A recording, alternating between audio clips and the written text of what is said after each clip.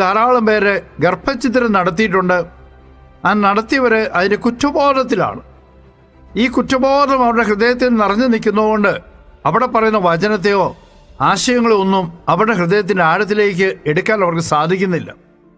ഇത് മനസ്സിലാക്കിയിട്ട് പിറ്റേ ദിവസം ഇതേക്കുറിച്ചൊരു ക്ലാസ് കൊടുത്തിട്ട് അതിന് ആവശ്യമില്ല എന്ന ബോധ്യം തരുന്ന വചനം എബ്രായർ 8:12 അവിടെ പറയുന്നു, വിശുദ്ധ കുമ്പസാരത്തിൽ പാപം ഏറ്റു പറഞ്ഞു കഴിഞ്ഞാൽ ദൈവം അവരോടുള്ള മനോഭാവമാണ് അവിടെ പറയുന്നത്. അവരുടെ അനീതികളുടെ നേർക്ക് ഞാൻ കരുണയുള്ളവനായിരിക്കും, അവരുടെ പാപങ്ങൾ ഞാൻ ഒരിക്കലും ഓർക്കുക പോലുമില്ല. ശരിയാ, ചെയ്തത് അനീതിയാ, തെറ്റാണ്, ഏറ്റവും ഗൗരവമായ തെറ്റാണ്. ഒരു കുഞ്ഞിനെ കൊല്ലുക, അതൊരു കൊലപാതകമാണ്.